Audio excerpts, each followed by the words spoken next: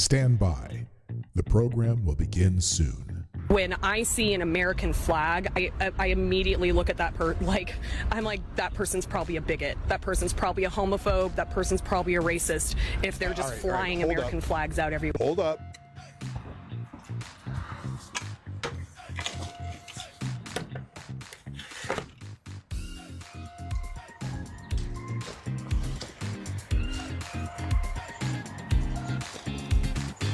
Hey, this sounds more like a you problem. You should probably go see somebody about that.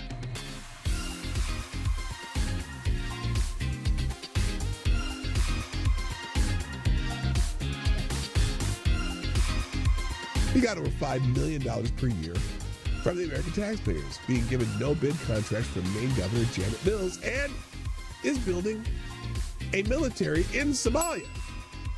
He has been funneling money back to Somalia to build a military in Somalia. The guy is running a migrant services agency that builds Maine Care, which is what we call Medicaid, about $5 million a year. Oh no, those illegal immigrants aren't getting any Medicare.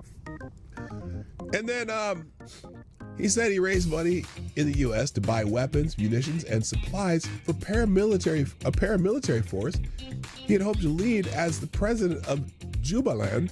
Yes, that's a real state in Somalia. And to be clear, in Somalia, he's running to be the warlord of Jubaland. Elections in Jubaland aren't exactly like elections in America.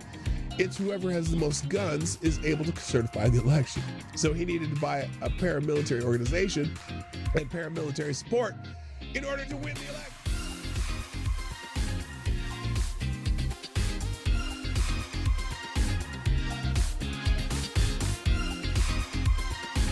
Avocados Diablias asked if you could bring any one comic strip character to life and train them to be a hitman, who would you choose? Oh, that's the easiest question ever.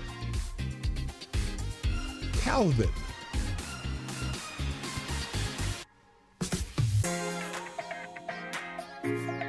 Calvin. Oh, look, Somnambule Nation, you and I are on the same page. Calvin. From Calvin and Hobbes. Yes.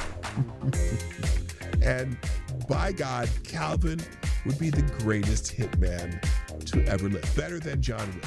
I guarantee it. I didn't have to think of it. Stand by.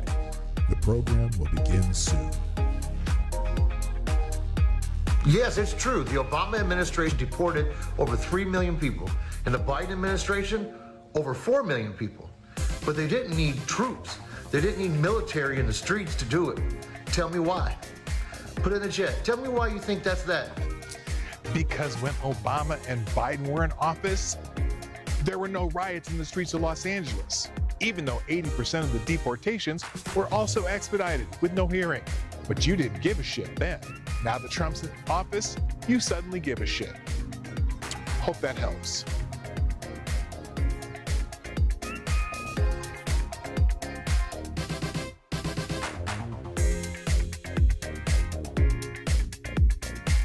That turkey was amazing, mostly because I cooked it, because I'm really good at cooking turkey. So one of my tricks new tricks that I do, you know how when you cook a turkey in a pan, even if you got one of those raised pans, it always happens. You cook this turkey and the breast of the turkey get all nice, the top gets all nice and brown, and then you go to cut the underside and the thighs and legs are like all white underneath and not even done. Well, there's a trick you can do to avoid that. What you do is you cook the bird upside down for at least 1/3 of the cooking time. So you end up browning the bottom and sealing that first, even more so. And the other thing I do is I start my oven at 500 degrees. The first 45 minutes to an hour, you put it at 500 degrees, and then you turn it down to 325 and do the rest of the cooking. But anyway, do it upside down, and 1/3 of the way through, then you flip the bird back over in the pan, and the entire bird gets finished at the same time. So apparently, in Europe, you can refer to Americans as pigs. but not convicted rapists. A German court gives woman harsher punishment than convicted. I hate it when people say rapist. I'll just say unwanted sexual activity peoples for calling him a disgraceful pig. She called someone convicted of that crime a disgraceful pig and got a harsher punishment than the person who actually committed unwanted sexual activity. And so that's why people were posting that story about the German court gives women harsher punishment than convicted unwanted sexual activity. Stand by. The program will begin soon. There's a story about this man too. He led the attack on Pearl Harbor but died a Christian missionary on December 7, 1941. Captain Mitsuo Fuchida flew the lead plane against Pearl Harbor, shouting the famous code, Tora, Tora, Tora. He hated America. But after the war, he met a former American POW, Jacob DeSager, who had returned to Japan not to punish him, but to preach the gospel. Shocked by this forgiveness, Fuchida bought a Bible. He converted to Christianity in 1950. The man who started the Pacific War spent the rest of his life touring the U.S. and Japan preaching, quote, I was a follower of the sword. Now I'm a follower of the cross. Amazing.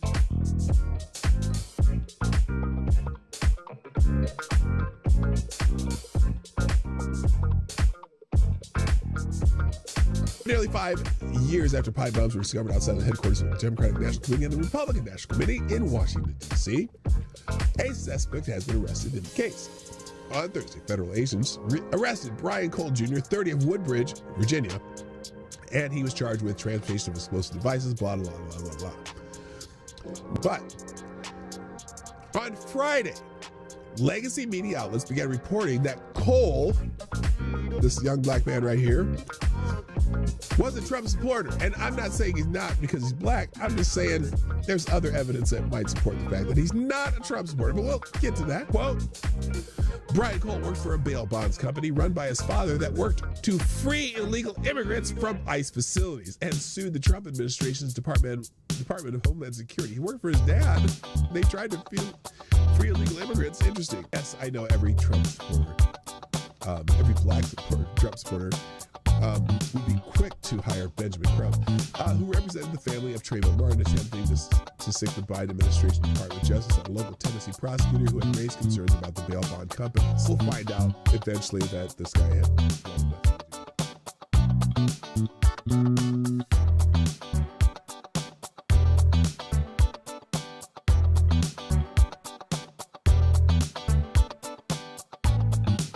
Additionally, if you open this up to ice fishing, while on the surface it sounds good, then what happens next year? Does someone come back and say, I want an ice shanty on Hudson Springs Park for X amount of time? And if you then allow ice fishing with shanties, then that leads to another problem. Prostitution. And now you've got the police chief and the police department involved. Just data points to consider.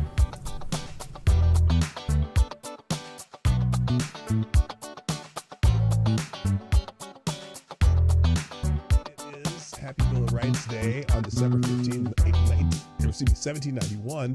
The Commonwealth of Virginia ratified the Bill of Rights, the first 10 amendments to the U.S. Constitution. Virginia's George Mason and James Madison were the driving forces behind these guarantees of individual rights. And note that all the individual rights that are in the Bill of Rights are not rights granted by the government.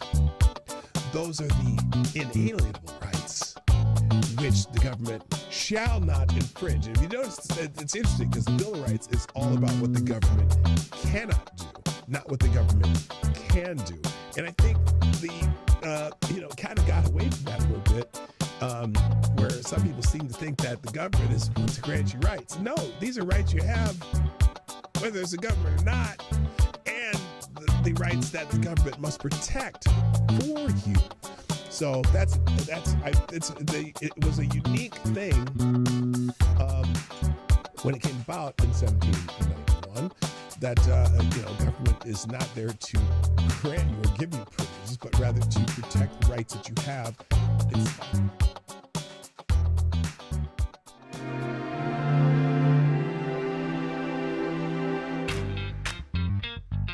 Ladies and gentlemen, coming to you live from the Lucky Dog studio in a hidden location somewhere in the upper Midwest of the United States of America, it's a brother making his own way but with all the wrong opinions.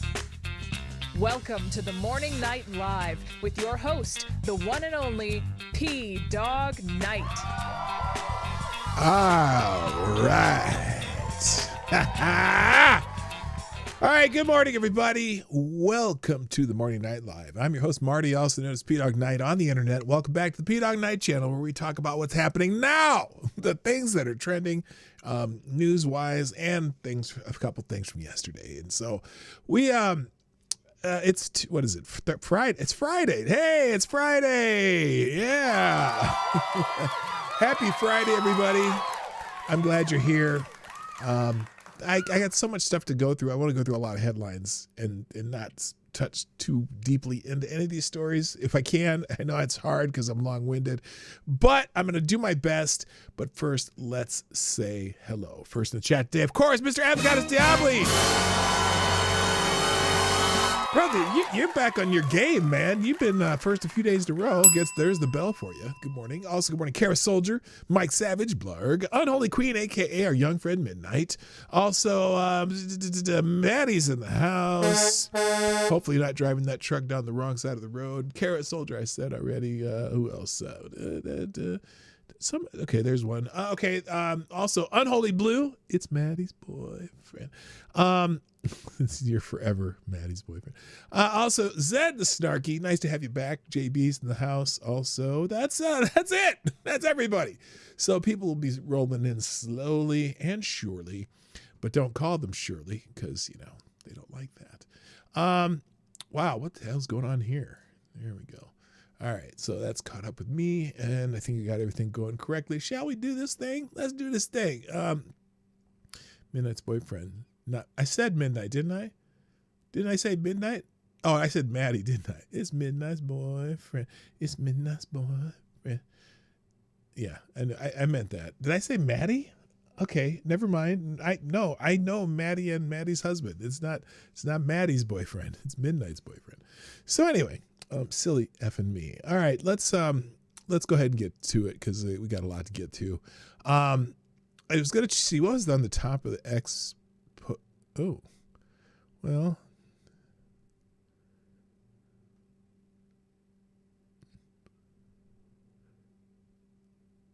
Okay, I don't know what that was. Anyway, something distracted me on the internet, and it was unusual. Well, let's see. Okay. So usually I like to see what the first post is on X when I come on here, and I kind of okay. Hang on. So this is the meme on X right now that first popped up on my screen, and here we go. Are you threatening me? You do not want to face the wrath of my bunghole. Are you threatening? Okay. Yeah, that's funny. I don't know who did that, but it's funny. It's some funny shit there. All right, that's really not what I wanted to do. Okay, let's get it going. What's this? Lots of people shared the stream today. Oh, somebody Somnambule Nation. I didn't see you put that up there. Speaking of which, Somnambule Nation sharing the stream, greatly appreciated. As always. There we go. Post that, and then posted that same thing. So you and I, great minds, you know how it goes. And let's see. Also, JB sharing the stream, Midnight sharing the stream. Thank you very much. Also, whoa, that's wild. Also, JB with a little, what's this show called? I can't remember what this show's called, but it's a funny freaking show. What did I do that for? I don't want to do that. Discard. I just want to post it. I can't remember what this show's called. Gunfox Gunfox. Thank you, Gunfox. We'll get there. Also, Midnight dropping the cute kitty. God. No, Don't even say it. Hello, tall person, by the way, and Green Badger Outdoors. And Green Badger Outdoors with some military hardware, as often. Refueling a helicopter looks like there. And there you go. Thanks to the people sharing the stream. I'm sure more of you will do it. Click that link at the top of the chat and reply with a let's go or a meme. Thank you, Gunfox. First note of the day, you are the new Streamlabs Superstar sponsor of the day. Thank you, sir. The message is China is asshole. That's the message. Well, you're gonna successfully hijack the show immediately today. Yeah, I kind of saw this. So China is asshole. Has deployed thousands of fishing boats off of the Japanese coast, and they're not there to fish. So we'll get to that article. Also, another Hamilton with some space news. Okay, we'll come back to that. I gotta do the prelim stuff first, though. Let me do that. I'm gonna come right back to that article right after we get to the prelims. Today is Red Friday, where we wear red in honor of those who are deployed. Remember, everyone deployed is what that stands for. So lots of people throwing up flags and Red Friday messages until they all come home. Red Friday, remember everyone deployed. So that's why we wear red on Fridays. I'm getting better at it. I've done it, 5 or 6 weeks in a row now? I remembered. The red in my wardrobe is very limited, so you're going to see this plaid shirt or my Zorba sweatshirt, or I do have a sweatshirt from Pearl Harbor, or a t-shirt from Pearl Harbor that's red. But you know what? I'm going to do it because it's Red Friday. Also, it happens to be Pokemon Day. Now, I don't understand the Pokemon phenomenon. I know my kids had Pokemon, or my son did. My son collected Pokemon cards when he was younger, but not like organized in big folders with the special sleeves and all that stuff. But apparently some of these Pokemon cards can be really expensive, the cards are really whatever. And I don't even understand. I mean, I get the game. It's kind of, what it is, Pokemon is?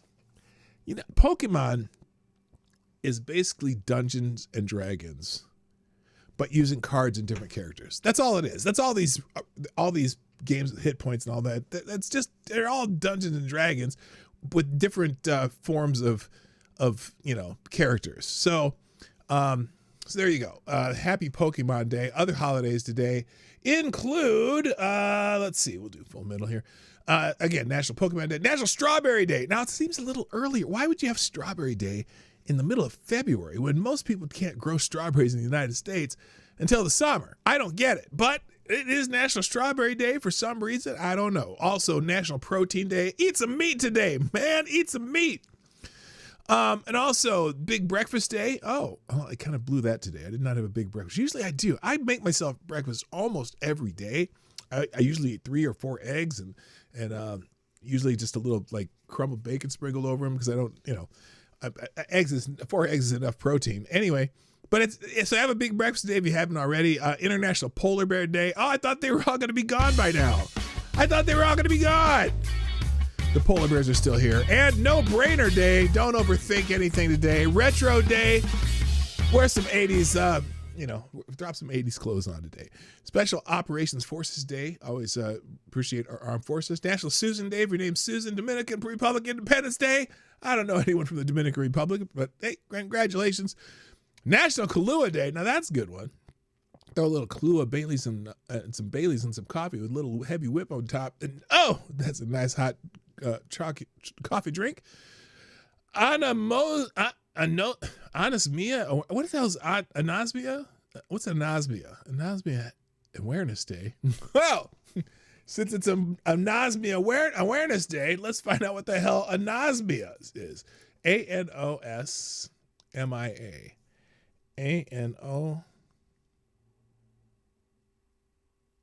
ANOSMIA. Let's find out what anosmia is. Okay.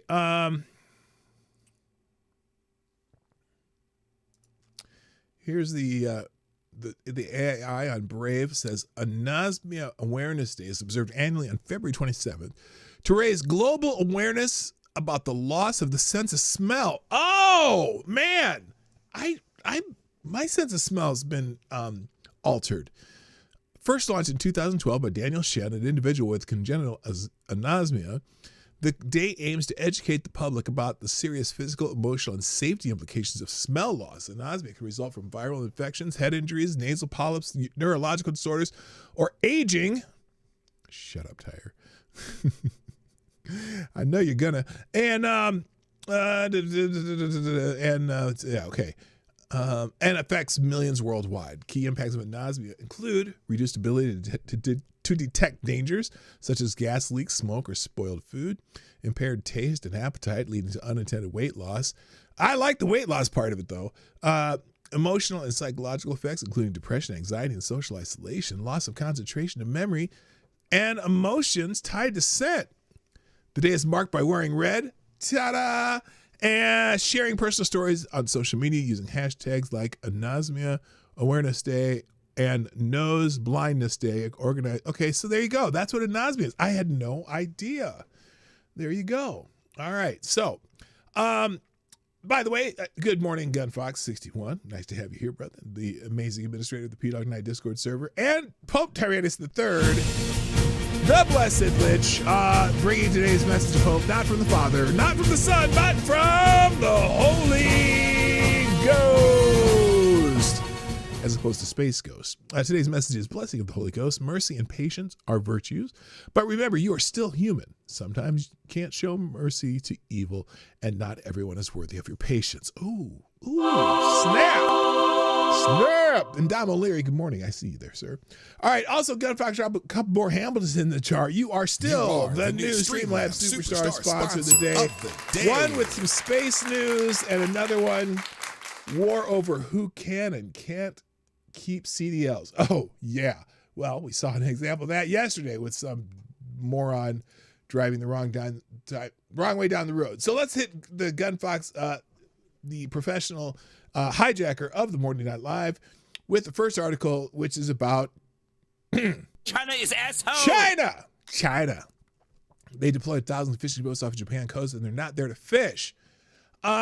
Satellite imagery published on the 12th of February, 2026, shows thousands of vessels flying the flag of China operating in concentrated formations near waters administered by Japan. The images indicate the vessels were arranged in dense grids rather than dispersed in patterns consistent with active trawling, according to analysis based on commercial satellite data. The development moved from imagery to enforcement within 24 hours. Japanese authorities seized a Chinese fishing vessel suspected of violating domestic fisheries laws after it entered territorial waters, as reported by The Guardian. The captain was taken into custody pending investigation. The formations appeared in repeated satellite passes over East China Sea in late January and early February. Analysts cited a regional reporting that the density and relative immobility of the vessels distinguished the activity from seasonal fishing surges. Japanese officials have not publicly attributed the deployments into a formal state directive, but have described the scale as unusual. The waters involved include areas around the Senkaku Islands and administered by Tokyo, but claimed by Beijing. The islands have been a recurring point of maritime friction for more than a decade. So look, it looks like they're showing these concentrations of boats. Look, I mean, look at this. That's a lot of boats. That's a hell of a lot of boats if you're looking at that little mappy there. How weird is that? Let's see. Satellite analysis published last week documented flotillas consisting of thousands of vessels positioning in coordinated groupings rather than trawling arcs typically associated with the commercial harvest. The reporting, which included annotated imagery and vessel tracking overlays, showed tightly packed formations extending across broad sections of contested waters. According to Nikkei Asia, Japanese officials said the pattern and scale differed from previous years. The outlet compared current satellite passes with archived images from earlier fishing seasons and found that the vessels remained clustered over multiple days. Like, look, I mean, this concentration there is like, right, it's pretty crazy. Maritime tracking data referenced in regional coverage indicate that many of the vessels broadcast civilian automated identification system and signals. Well, at least they have that. analysts noted that AIS compliance does not clarify coordination or intent. Fishing fleets in the East China Sea typically disperse according to stock location, depth, and weather conditions, forming looser operational patterns. So is this China fucking with Japan or what? I mean, I don't know what's going on here. It's kind of crazy. Good morning, Cashapp. What up, Kirsten? How you doing? I see you. And Selected Boys in the house. All right, so thank you, Gunfox, for that one. Next article, Gunfox has dropped into the tip jar and successfully hijacked the show. Is this one? Little space news. Space news! NASA lost a lunar spacecraft one day after launch. Oh, shit. Our report details what went wrong. Yeah, they lost it. That's what went wrong. On February 26th, a NASA probe called Lunar Trailblazer lifted off from the Kennedy Space Center in Florida. Its mission was to map the water on the moon. But a day after launch, mission managers lost contact with the spacecraft, and it was never heard from again. Oh, shit. I hope it doesn't show up unexpectedly anywhere in a town near you. A report review. Oh, wait. 1 year later. Oh, that was last year. 1 year later, NPR has learned exactly why the $72 million mission failed. So that happened last year. And now they're trying to figure out why. A report by a review panel convened by NASA to explore what went wrong contains the explanation. Software that was supposed to point the spacecraft solar panels towards the sun, instead pointing them 180 degrees away from the sun. In addition, the panel found many erroneous onboard fault. What? Stop it. Stop it.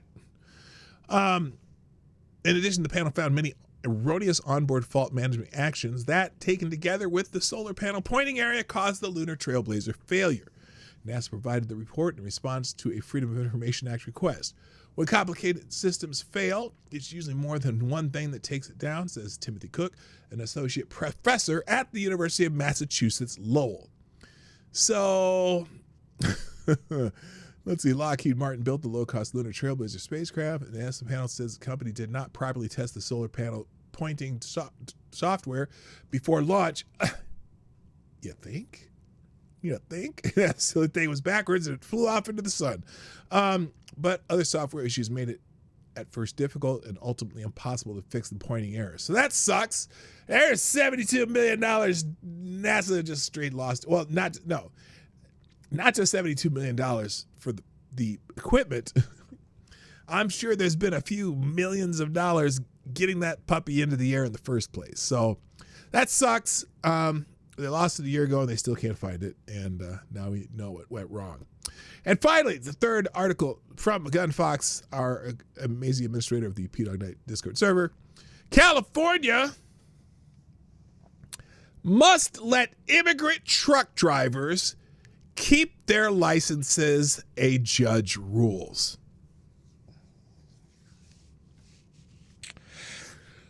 Oh my God.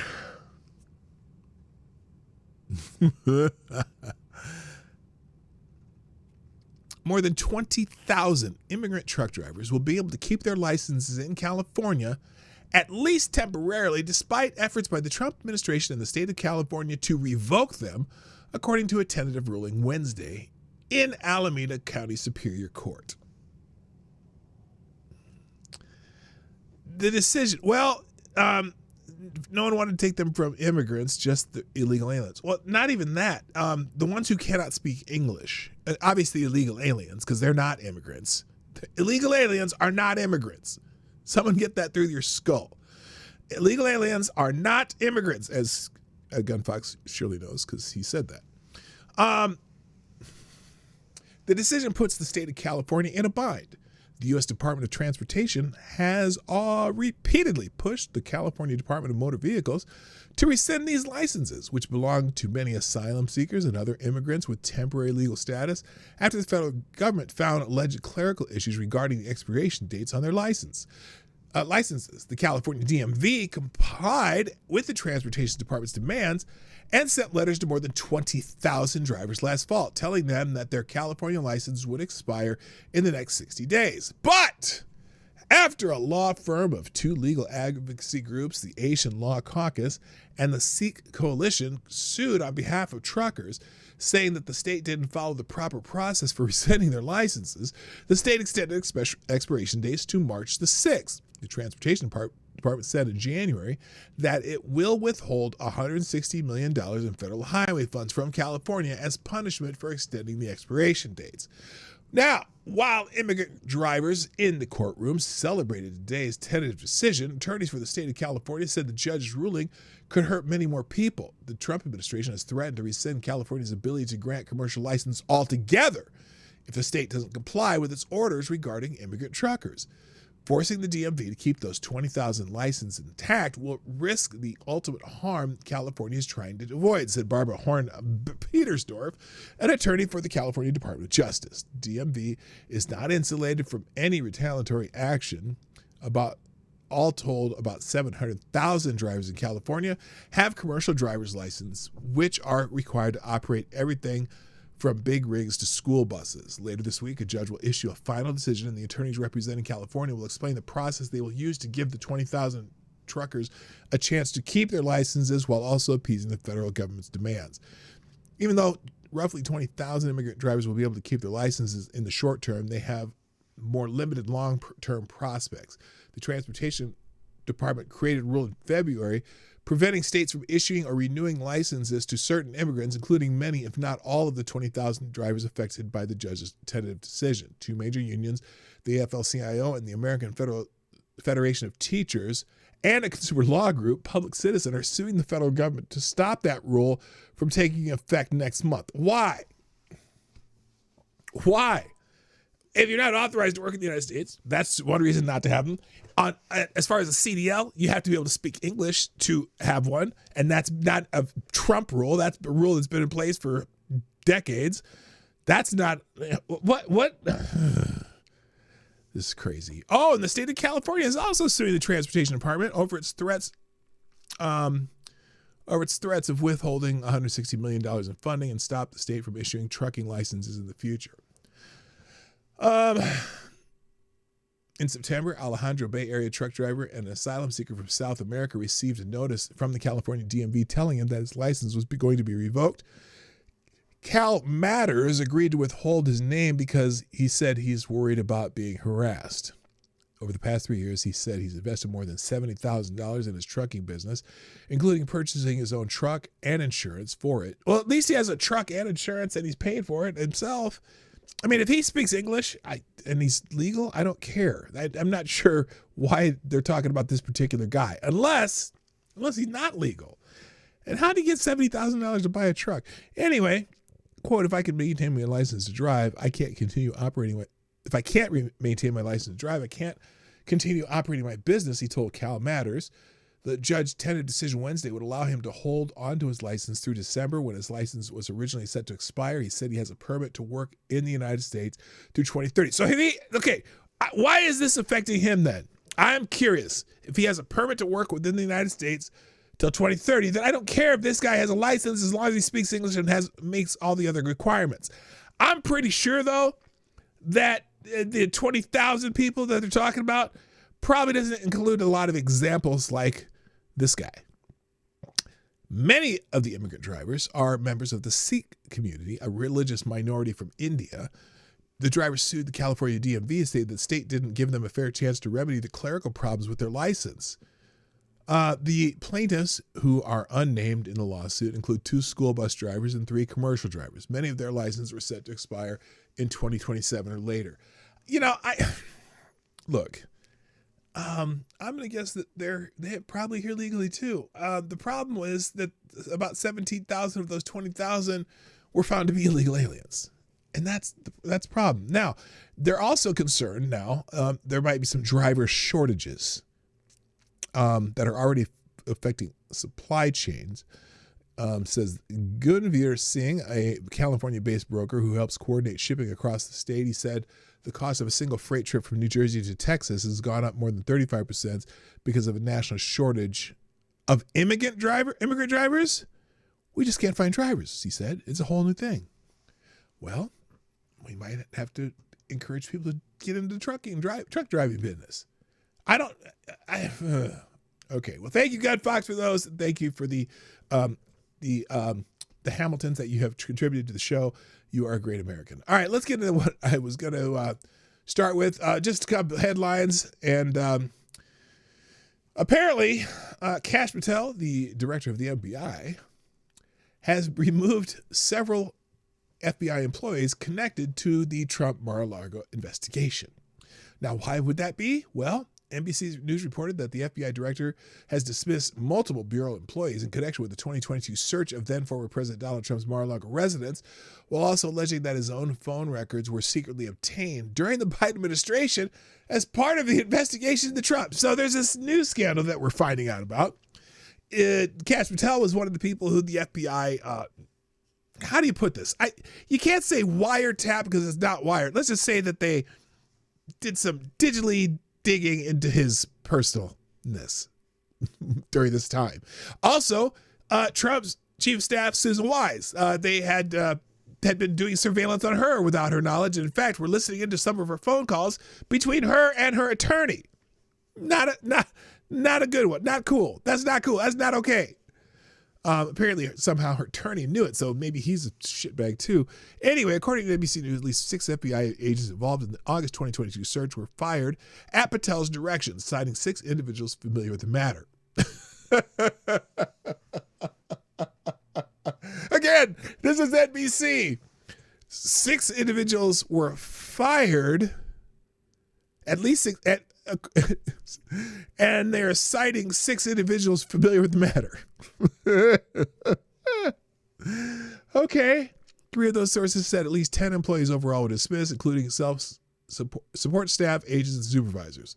The FBI did not immediately respond to NBC's request for comment. NBC reported that the termination occurred the same day Patel and federal authorities had acquired his phone records during the Biden administration in connection with Trump's investigation. In a statement to Reuters, Patel said it was outrageous and deeply alarming that previous FBI leadership secretly subpoenaed his records, along with those now White House Chief of Staff Susan Wiles. Did I say Wiles? Wiles.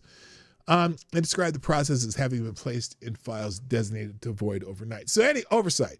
They were in files that were supposed to avoid oversight of spying on Kash Patel and Susan Wiles before they were even in the Trump administration, back when the Mar-a-Lago raids were happening. So that's in the news. Also, apparently mortgage rates have fallen below 6% for the first time since 2022. That's good. The average rate for a 30-year fixed mortgage was 5.98%. And I know some of you might think that's high, but again, back when I was in the mortgage business, we were celebrating anytime we were below 7%. So you'll probably see a little more housing activity this summer if that trend continues. And then also this Trump savings plan. I haven't really looked into this, but apparently it's a hit with the people who are starting to put money away in it. Trump savings plan for working Americans, a smash hit with swing voters. Uh-oh. Look out, Democrats. President Donald Trump's proposal to give Americans without access to a workplace retirement plan an option to invest in a federal-style alternative similar to thrift savings plan is a smash hit, according to a focus group conducted by Sentinel Action Fund. You can read about this. I'm not going to read this, but you get it. Again, Breitbart's going to tell you the good things that Trump's doing well, and other news outlets are going to just bash him all the time. So every once in a while, we got to take a look at Breitbart. Day of the caller, 5 teens have been charged in a fatal shooting of an Oregon minister who died protecting his family. 5 teens are facing charges in connection with the November 2025 shooting that killed an Oregon minister. Zaire E. Carter, Tadavian, oh my God.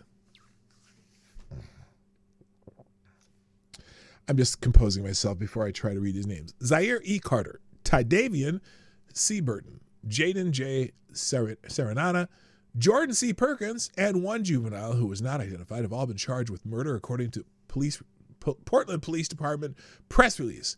Carter and Burton faced first-degree murder charges, while Serenata, Perkins, and the unidentified juvenile each faced second-degree murder charges. The 5 teens faced additional charges, including burglary and in the first degree. The teens allegedly shot Kevin Cooper on November 1st 2025 in his home. Cooper's brother alleges that the teens knocked on the door and identified themselves as police officers before they broke into the residence. The Cooper rushed to protect his 4-year-old grandson at the time of the shooting, according to his brother. The police responded to Cooper's residence and found the minister with multiple gunshot wounds. He succumbed to his injuries on December 12th. That's fucked up. It's not on the screen. There's the picture of the Daily Caller article. All right, moving on.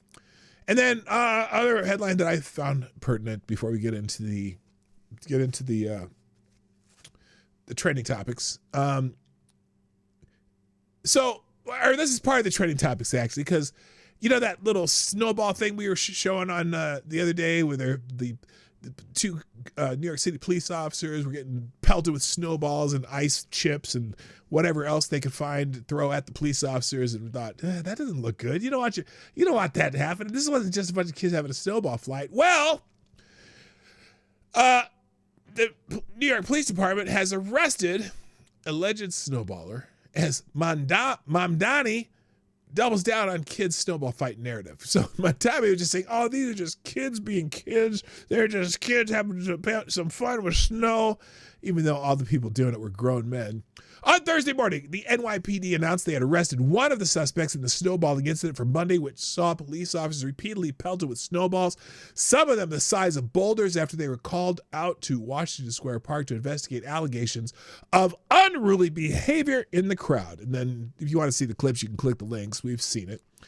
27-year-old Guzman Coulibaly was taken into custody earlier today, and surprise, surprise, he has at least one prior arrest to his name. Shocker. The NYPD arrested a man for his alleged role in a snowball fight that injured 2 NYPD police officers in Washington Square Park earlier this week. He was previously arrested less than 3 weeks ago for an attempted robbery in the transit system. He's just a piece of joy. This morning, NYPD arrested Guzman Coulibaly, 27-year-old, for assaulting our officers earlier this week in Washington Square Park. So, that's the shot. And here's the chaser. The DA has already dropped the charges. This is Alvin Bragg. Manhattan DA Alvin Bragg's office dismissed the second degree assault charge against 27-year-old Coulibaly, citing insufficient proof of officer injury from the Monday snowball gathering in Washington Square Park. Wait a minute. Insufficient proof of officer injury. Do you have to be injured if someone assaults you? If someone assaults you, do you have to be injured to have committed a crime? Does there have to be battery, or can it just be the assault? And in fact, does there even have to be an injury if it's whatever? What? 2 officers reported minor injuries, a bruised eye, and a headache, with one still out of work. Prosecutors shifted the misdemeanor counts of obstructing governmental. So they changed it to a misdemeanor, but they still dropped the felony charge, felony assault. Okay, that's different. Prosecutors shifted to misdemeanor counts out of obstructing governmental administration and harassment. Coulibaly was released on supervised release pending trial. All right, so they didn't drop it completely, but still. So here's the New York Post article here. Describes the entire event, and then also Alvin Bragg's trending because he's the Manhattan District Attorney.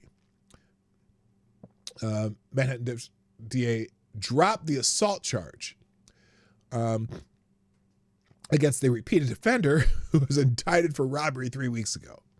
So they're not going to hold this guy accountable. It's fuck it. It's not going to happen. All right, other headlines or other things trending. Jimmy's famous seafood on a go fuck yourself tear now. So the other day, I can't even remember who said it. Let's see. Oh, Huffington Post. Huffington Post was bitching about something and about the men's hockey team and shit. And Jimmy Seafood told the Huffington Post to go fuck yourself. Well done, Jimmy's. But now the Baltimore Sun jumps into this. And in an opinion piece in the Baltimore Sun, will I be able to read this? I guess so. An opinion piece in the Baltimore Sun Foul language is never helpful. This is some reader commentary. Oh, wait, what happened? Oh, this is one of those stupid things. Okay, well, you know what, fuckers? I don't care. I'm gonna get this one way or another. One way or another. Oops. I'm gonna find you. I'm gonna get you one way or another. Please show up. Please. It's loading. Never mind. Anyway, so the Baltimore Sun had an article or something, reader commentary. Our Olympians deserve support, but Jimmy's Famous Seafood's profane way of coming to their defense shouldn't be celebrated. To which Jimmy Seafood said, go fuck yourself.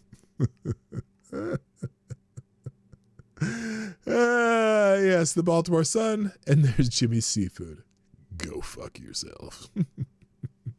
Hopefully that article will pop up eventually. Anyway, moving on. Maine Democrat running for the Senate against Susan Collins, Graham Plattner, apparently has a tattoo that has some, well, let's just say you did not see it coming. 41-year-old Marine and oyster farmer says the Skull and Crossbones ink was a youthful choice with buddies in Croatia, inspired by military and pirate themes, not Nazis. But his ex-political director and longtime friends say he knew it was problematic years earlier, contradicting his timeline. The flap reignited amid his 58-24 primary poll lead over Janet Mills, plus backlash for briefly amplifying a far-right's host post before deleting it. What? Plattner insists voters focus on his outsider fight against entrenched power. So anyway, the tattoo can be explained as a Marine being a Marine, but the continual evolving lies that are undone by basically anyone who knew him, is mystifying. So Shannon Watts put this on here. Shannon Watts is she's a little bit out there, left-wingy person. She's the anti-gun chick. Anyway. Graham, just wanted to press you a little more, about the tattoo. Here's the... you do continually refer to it as a skull and crossbones, and I would just like to ask you, as a World War II... Okay.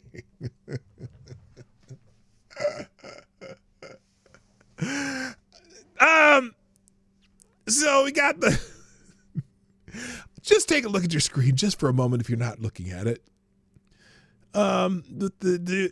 This a dude with a septum ring? The girl with the piercing above her bridge, on the bridge of her nose or whatever.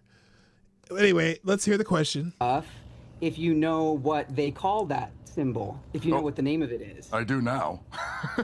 It's I've read it's a Totenkopf. And I have read. So what do you mean you do now? Because if you're a World War II history buff, I mean that was like. This is not a good answer. Indiana Jones, or like it was in a lot of movies. Not a good answer. I mean? So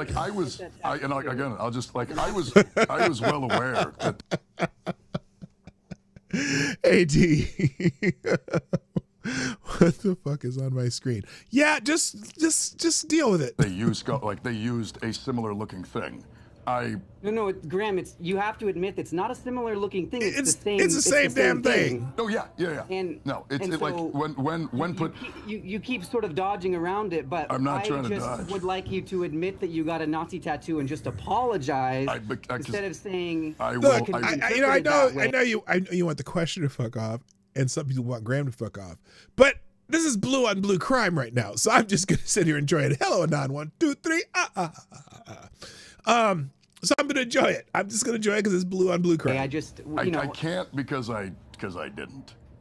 Okay, so anyway, he's getting pummeled over this. Apparently, though, too, there's a poll out. Graham, just wanted to press you a little more. That Janet Mills' campaign put out, showing, citing 2 polls per NBC. If he won the primary versus Susan Collins, he'd lose by 13 to 14 points. But I don't know if Janet Mills would do any better. So who knows? Anyway, so they're ripping this poor guy to shreds. And there's more about the controversy in the Washington Free Beacon. Maine Democrat Graham Plattner. Boost Holocaust denying white supremacists. Recently covered up a Nazi tattoo spread an Iran-related social media post from an anti-Semite Stu Peters. Who is Stu Peters? As always, there's one thing that brings Republicans and Democrat politicians together: sending other people's children to die in stupid wars in the Middle East. It doesn't sound like he's endorsing Stu Peters here, but he did amplify Stu Peters. Okay, whatever. Who cares? All right. Other things in the news. A child at the Detroit Red Wings game. Now, I already got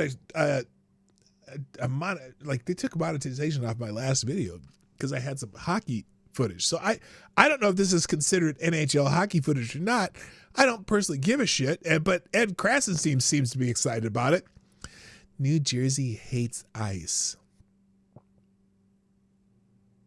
Wait, because one kid put up an ice flag, abolish ice flag? The whole state hates ice? I'm trying to understand. Hello, Darren Root. New Jersey hates ice. Watch this kid on his Zamboni at the Devils game wave a flag for saying abolish ice. The crowd goes wild.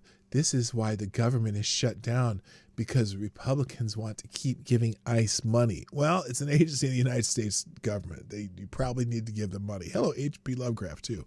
Anyway, so here's what Ed's all excited about. Apparently the kid has an abolished ICE thing. Now, does the whole crowd go wild, or just one guy just like that section, a few people yelled? Let's see how it actually went here.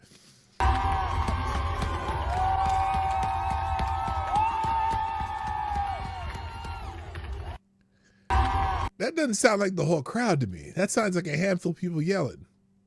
Does that sound like the whole crowd yelling? Listen again.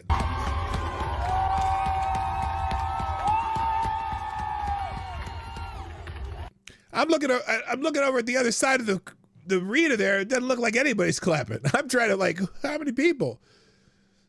Of course, New Jersey hates ice. We had a rough winter. Yeah, I mean, yeah, I bet they like the ice the players are skating on, though. Anyway, yeah, so yippee skippy. Moving on. Boy Scouts are training. Now, this is one of those stupid things that I go, is this really that important? Why are we amplifying this story? Apparently, the Pentagon says Scouting America will alter policies to maintain military support, including requiring members to use sex assigned at birth. Okay.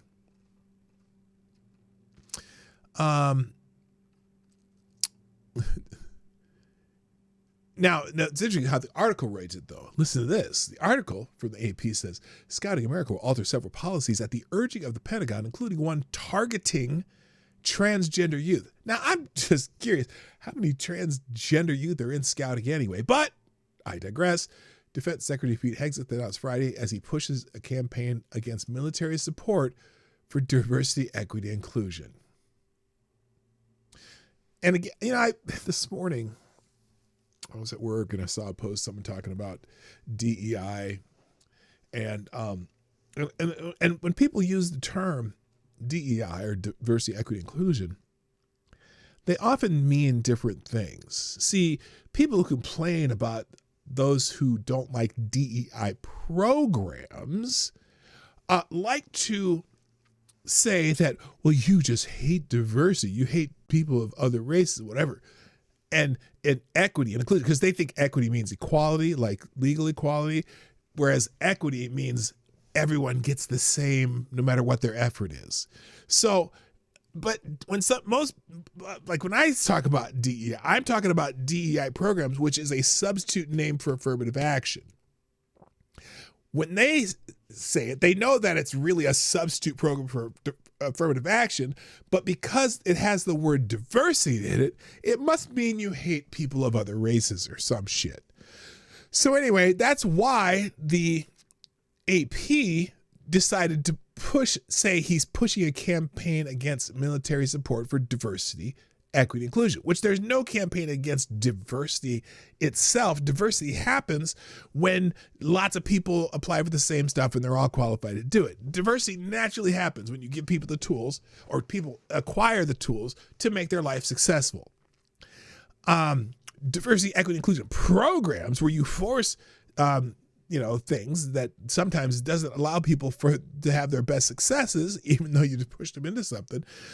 That's the problem that I have with DEI, or otherwise known as affirmative action programs. So there's, they like to mince words and make it, or they like to play with language to do this. So anyway, some major changes mirror what the organization suggested to the Defense Department in January, which includes discontinuing its Citizenship and Society Merit Badge and introduced a military service merit badge, as well as waiving registration fees for the children of military personnel. So anyway, they're somehow PDawgs at the Pentagon are having some agreements or disagreements or whatever, and they're managing things with the Boy Scouts of America, which is really no longer the Boy Scouts of America, because the Boy Scouts of America have both boys and girls, versus the Girl Scouts of America can have their own program. But you know what I'm saying. But beyond this, there's one cool story that regarding the Boy Scouts of America, and that is why the word Eagle Scout is trending. And let me just scroll down here before. Now, obviously, people are talking about the Pete Hegseth stuff and whatever. But here's a cool story as I scroll down. Where'd it go? Did this refresh and he's not there? Where's the dude? Here it is.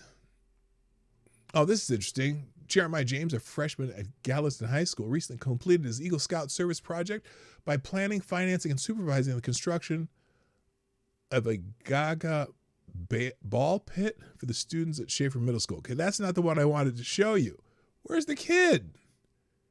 Oh, here it is. This is a story. Here, this is wild. Now, if you've ever been in Boy Scouts or scouting, you know that scouts get merit badges for things they do, right?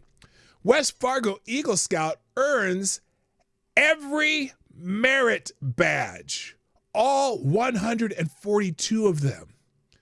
This is crazy.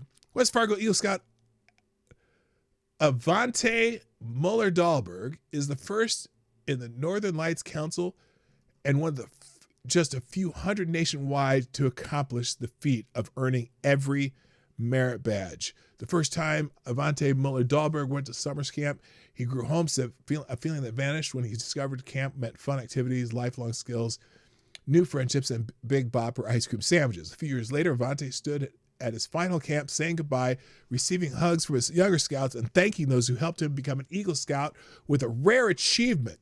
He earned every merit badge in Scouting America has to offer.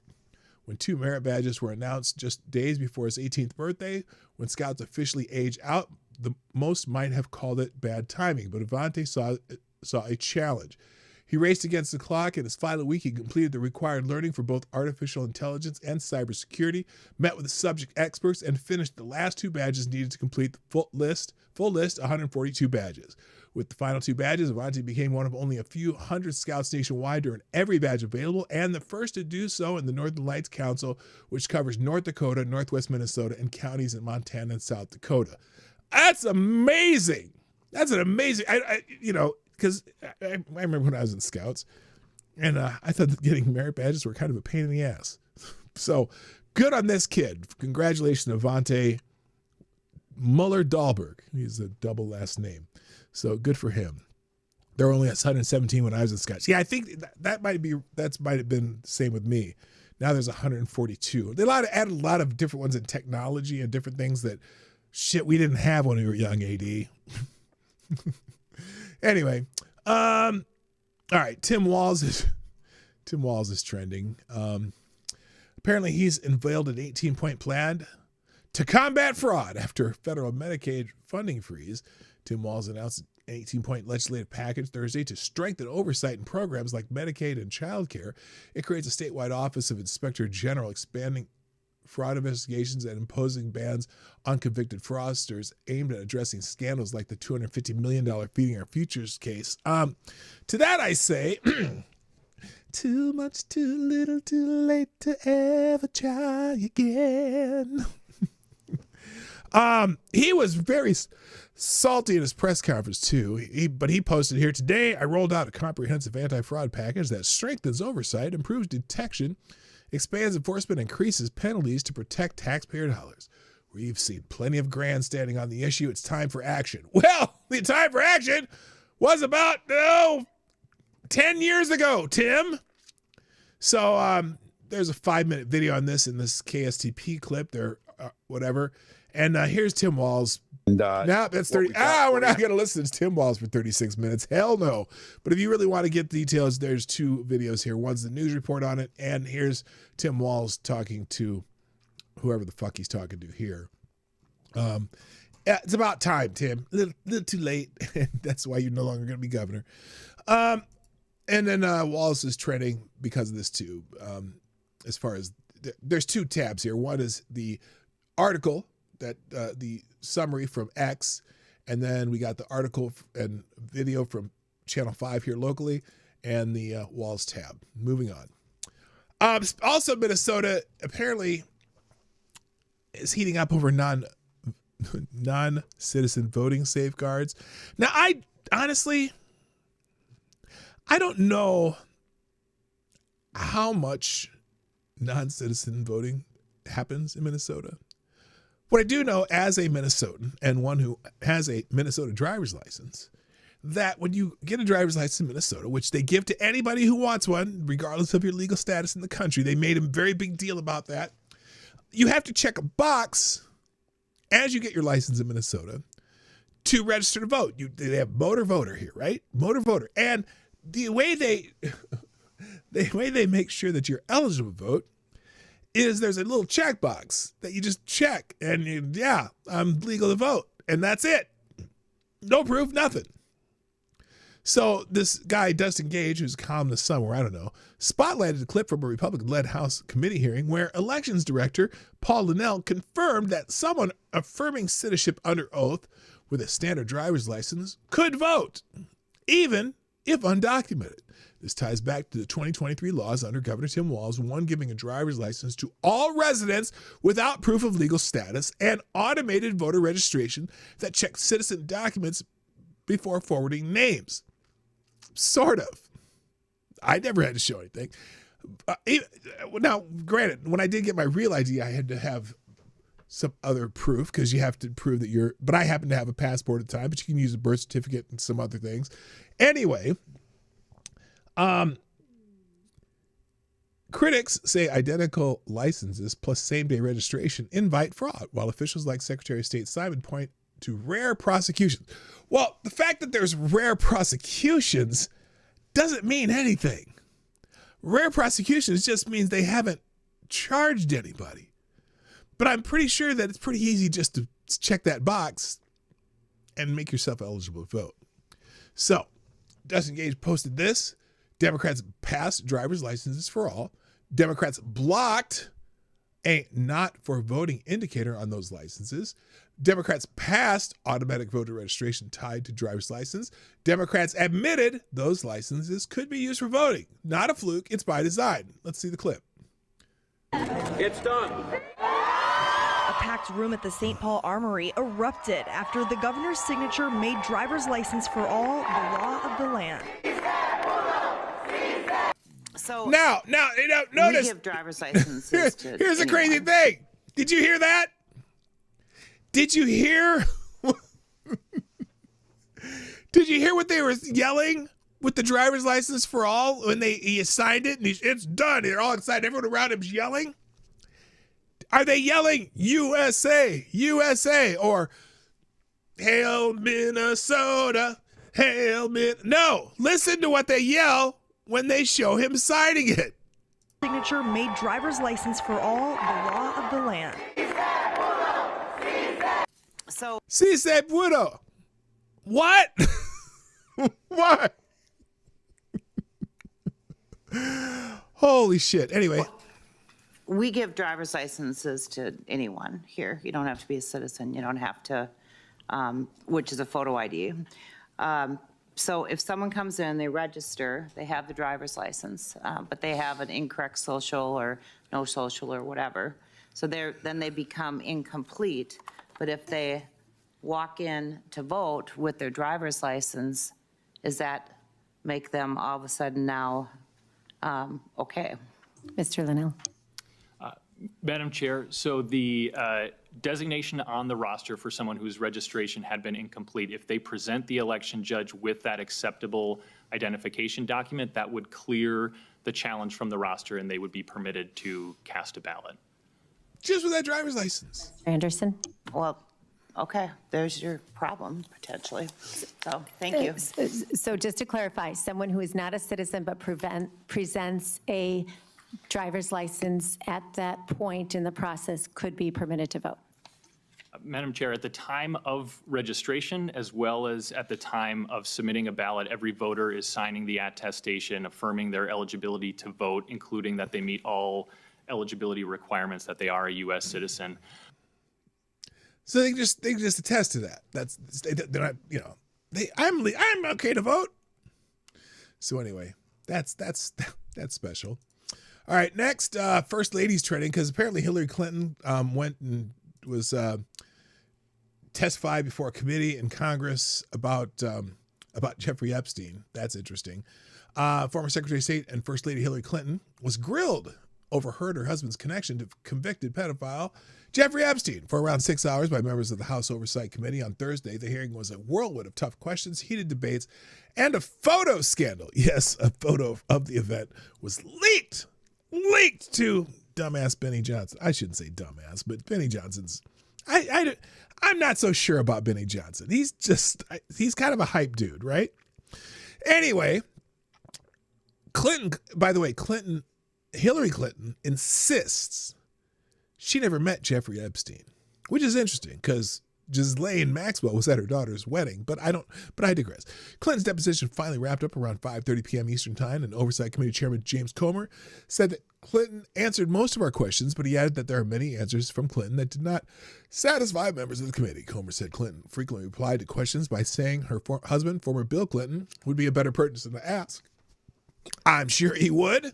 Comer hinted at very interesting answers Clinton gave at the end of the deposition and promised that the committee would do its best to release the video of the deposition within the next 24 hours. The transcript of the hearing will also be released after Clinton's lawyers reviewed and approved it. We have lots of questions to ask her husband tomorrow, so Bill's going in there today. Uh-oh. Bill Clinton's going in there today. Clinton spoke to reporters after the hearing and accused Republicans of using the deposition as a political stunt. Oh my God, we've never, ever had political stunts in the halls of Congress anytime, all times, ever. Let's see. She also said she wishes the Oversight Committee had held the hearing in public. Wait a minute. I thought it was she and her husband who demanded that these not be public. Does anyone know about that? Any of you know about that? That's interesting. She described many of the questions she faced as very repetitive. Of course they're very repetitive because it doesn't matter if it's Democrats or Republicans, each member of any of these committees that hold these hearings all want to get their face on camera in the place where they live. So they ask the same shit over and over between both sides of the aisle and do their best to make it so that when their hometown television station can give you some highlights of the hearing, they can have one of their own Congress critters have their face on camera. That's why it gets repetitive. And also she was claimed that she was grilled about UFOs and the sex trafficking conspiracy theory known as Pizzagate with their friend John Podesta. During the press conference, Clinton also addressed why Epstein associate Ghislaine Maxwell was in attendance at her daughter Chelsea's wedding in 2010 after Maxwell had already been named in a civil lawsuit by ex-Epstein victim Virginia Jeffrey. Clinton said that Maxwell was on the wedding as a +1 of another guest who was invited, but she did not say who the invited guest was.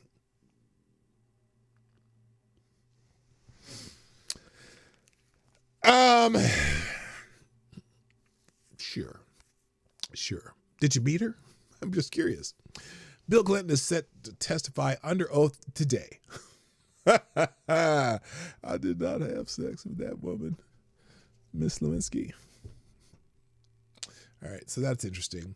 Also, that First Lady thread, people are whining about Melania Trump or saying some shit about Melania Trump. Apparently the entire staff, or a bunch of the staff at Vanity Fair, has said they will leave the job if she ends up on the cover like every other first lady. And Lawrence O'Donnell says there is exactly one first lady in history who met sex trafficker and raper of children and good friends of Donald Trump, Jeffrey Epstein. And today the Republicans on the House Oversight Committee decided to question former first lady who never met Jeffrey, according to her.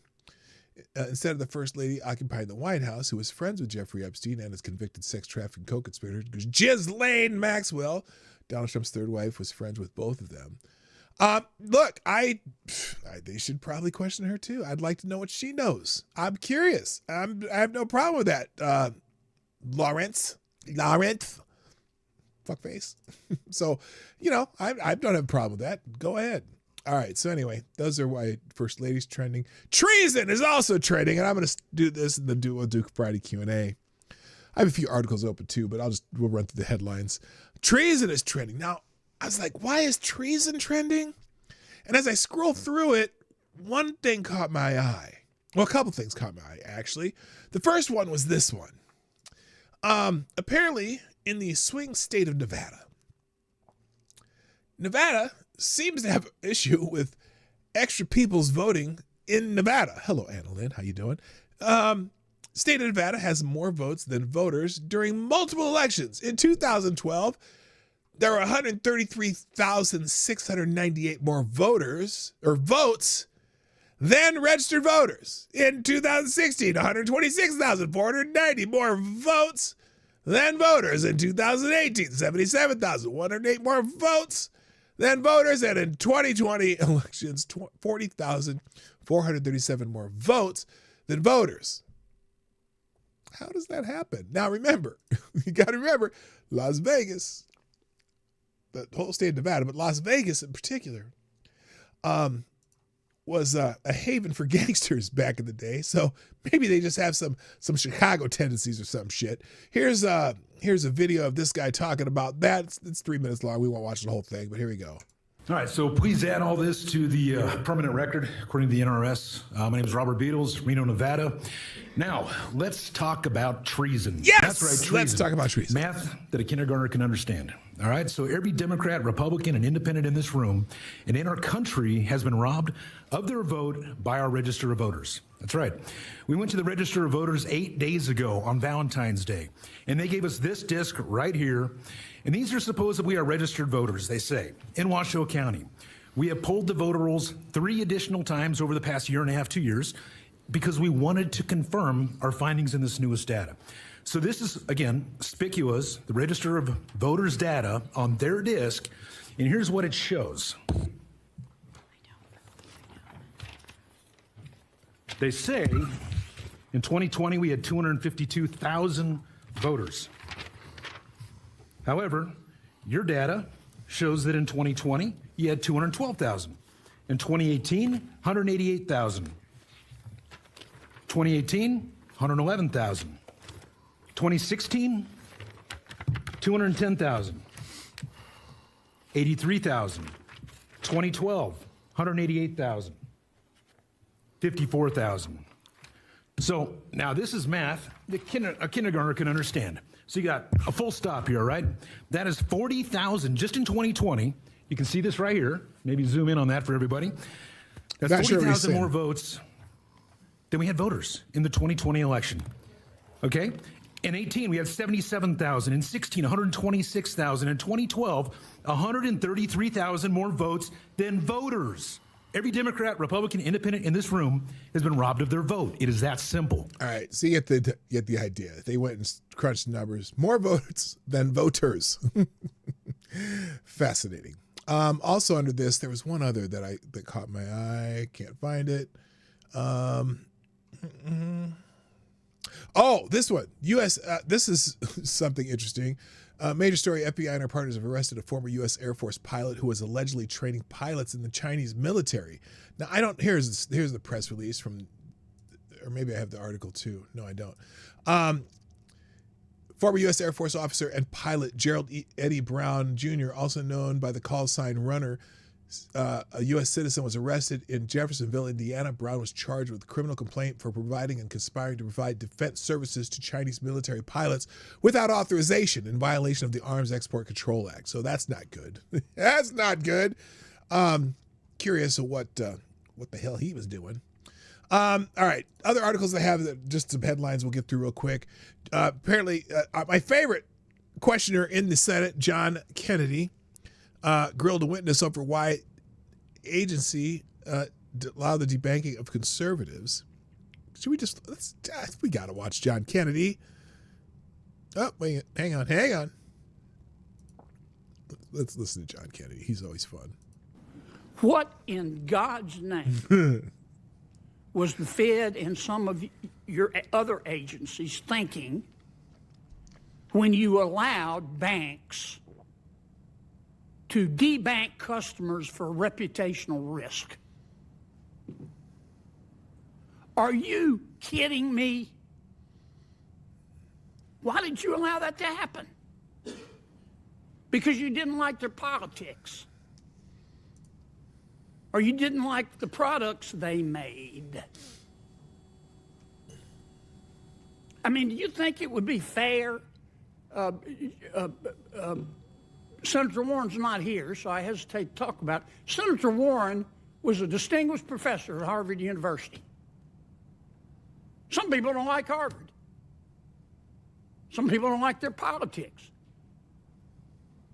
How could you possibly allow a bank to have the option? I'm not saying they did it, but to debank someone like Senator Warren, I'm using her as a hypothetical example, because you didn't like her politics.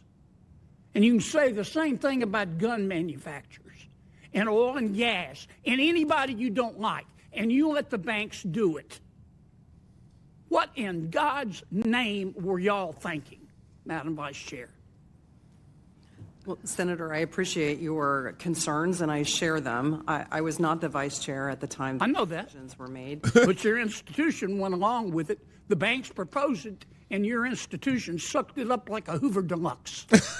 In my view, debanking is never an appropriate activity. It is, every American in this country should have access to financial services, and they should not be limited from access to those services based on their political, religious beliefs, or their engagement in a particular business that may be disfavored but is legally Let me tell you, folks, this isn't over yet.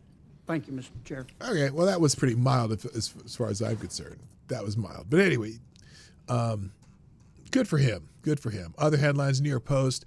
Somali trucker was busted. We saw this yesterday. Busted driving the wrong way down the highway. Apparently failed English tests and couldn't read road signs. So now we do know that this was somebody who was of a foreign land and could not read English or speak English. Breitbart.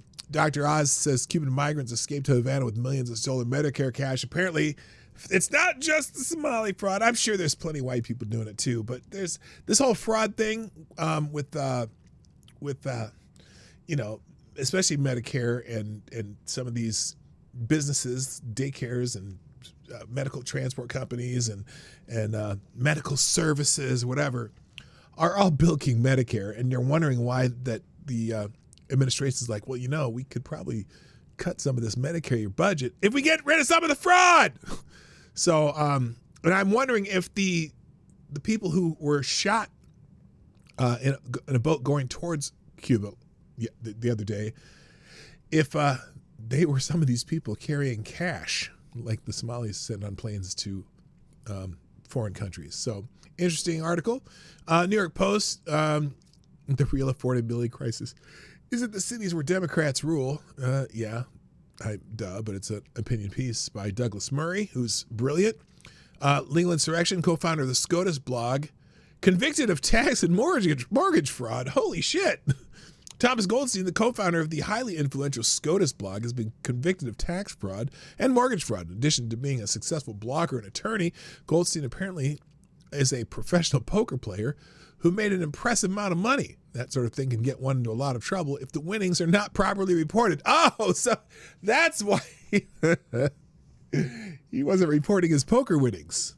A U.S. jury on Wednesday convicted prominent Washington lawyer Thomas Goldstein of tax and financial crimes tied to his side career as a high-stakes poker player. Stunning fall for a man who was one of the top U.S. appellate attorneys and often argued cases before the Supreme Court. A 12-person jury announced the verdict on the third day of deliberations after 7 weeks of trial in Washington, suburb of Greenbelt, Maryland. Goldstein was indicted last year after federal prosecutors accused him of failing to report millions of dollars in poker winnings, lying on mortgage loan documents, and making improper payments through his former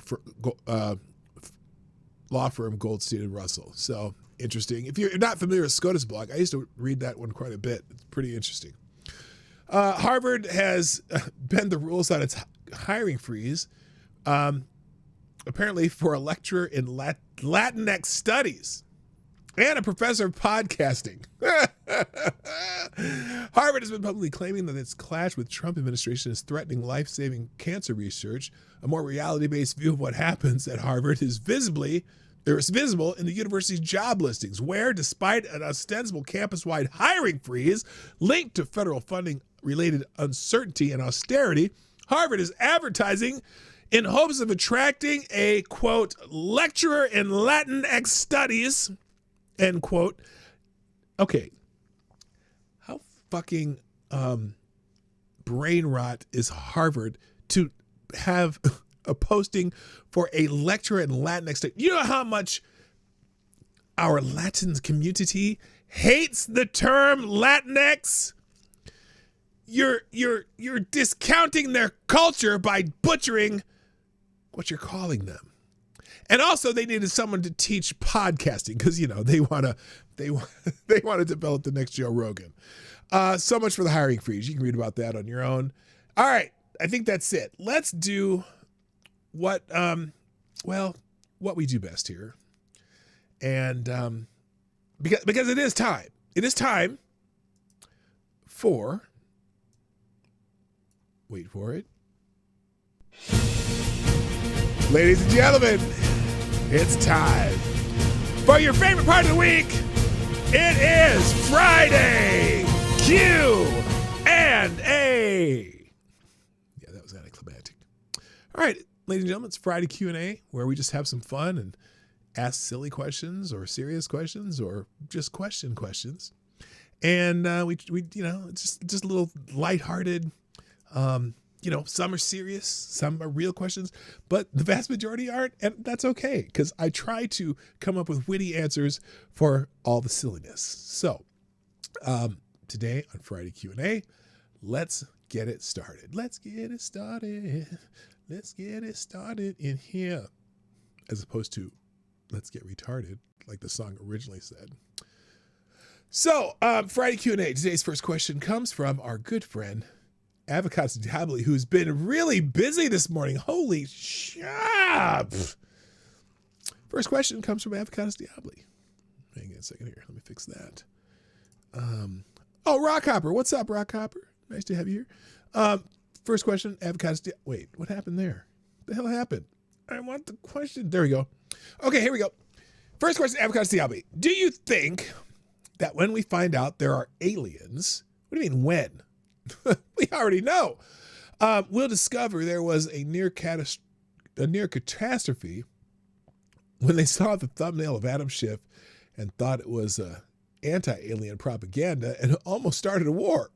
You and that thumbnail of Adam Schiff. I thought for sure, what was the picture we had the other day? We're like, maybe that'll make you forget about Adam Schiff. Well, apparently it didn't. The answer... Wait, what's the question? We'll discover there was a near catastrophe when they saw the thumbnail of Adam Schiff and thought it was an anti-alien propaganda and almost started a war. Oh, yeah, I'm sure that happened. Why not?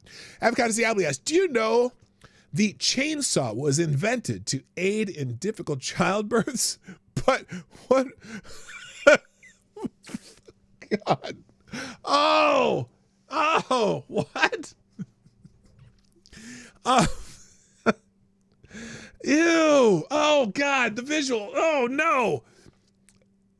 Okay. I'm trying to finish the question.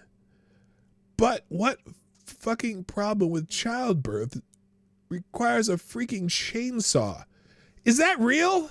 Is that true? Is that what? And yeah, that's a great question. What the hell? Oh, good God. It is true? Okay, what? Okay, maybe not the, I'm trying to figure this out in my head now. I'm trying to figure this out in my head. What the fuck would a chainsaw have to do with problem childbirth? Ugh. I mean, I'm sure women are just like going, what the fuck? Okay, thanks for that tidbit of knowledge. I might have to look that up now. Avocado Diabli asks, did you know that the game Jenga sales tanked in 2001 because people were reminded of 9/11 while playing it? Oh, no, I did not know that. That's wild. You know, we made it, you know, you can build your own giant Jenga game with 2x4s. And we had a giant set at, where was that giant set of Jenga? It must have been my kid's school. They had a big giant, I mean, literally, the board, they're this long, and you just cut the boards to size, and then you sand them real good, and they make a really good Jenga game. Anyway, what? Chainsaws were originally designed by doctors to widen the birth canal of laboring women with a rotating blade. Was it a blade, though? Come on. Was it a blade? Ew. They must have been really small chainsaws. Anyway, thank you for sharing that. And that's still just, I'm thinking about the chainsaw in my garage, and then thinking about widening birth canals with it, and I'm just like, what the actual fuck? Anyway, Avocado Diabli asks, if you were going to create a porn version of the movie The African Queen with Katharine Hepburn and Humphrey Bogart, what would you title it? The African Peen. Ta-da!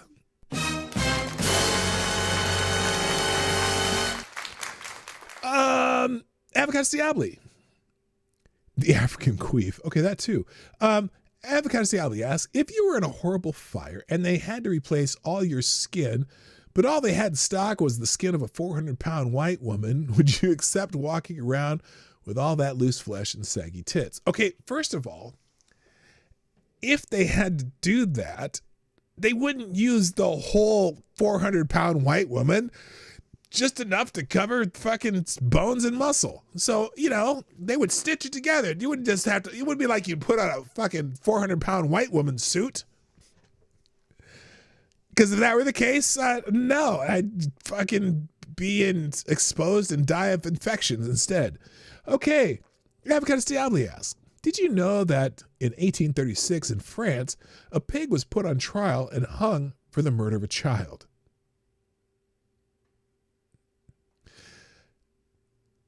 That's weird, but yeah, no, because the pig probably didn't testify. I'm sure the pig didn't testify. But yeah, no, that's weird. They do some weird shit in France. Avocado Diabli has a lot of did you know questions today. These are fun facts. Avocado Diabli asks, did you know that the 69th and 420th words of the Constitution are to and districts? Apparently it's Fun Facts Day on the Morning Night Live. Thank you, Avocado Diabli. No, I didn't know that. I'll have to go and count. Avocado Diabli asks, did you know that Robert Lincoln, the son of Abe Lincoln, was at or near 3 presidential assassinations, and eventually he asked to never be invited to any function where one was because of it? No, I did not know that either. That's frightening. How much would your life suck? Every time I come near a president, they get killed. That's weird. Avocado Diabli asks, would someone with 2 noses have twice the sense of smell or just look funny? They would just look funny. But they would be able to smell 2 different flowers at the same time. So there you go. But again, I suppose you could do that with 1 nose too, right? Okay. Anyway, Lord Stanhope asks, thank God. Have you ever had to explain to a computer technician why you bring your laptop into the bathroom with you, much less how you dropped it in the tub while taking a bath? I haven't. That begs the question, though. Have you? And I could see where someone might be dumb enough to do that. Although, were you in the tub while you were using it? Because that would be a little shocking. Maybe. Lord Stanhope asks, why is it so hard to understand that nice does not equal good? Yeah, that's, you know what? That's a very good point. Nice does definitely not always equal good, and I understand it completely. Some people have a very rose-colored view of the world, and they think that nice is always going to be good, but nice can sometimes just get you killed. Like, oh, hey, look at that lion. I'm going to go pet it. Yeah, that's not good. So that's if anyone ever tells you nice equals good, give them that analogy.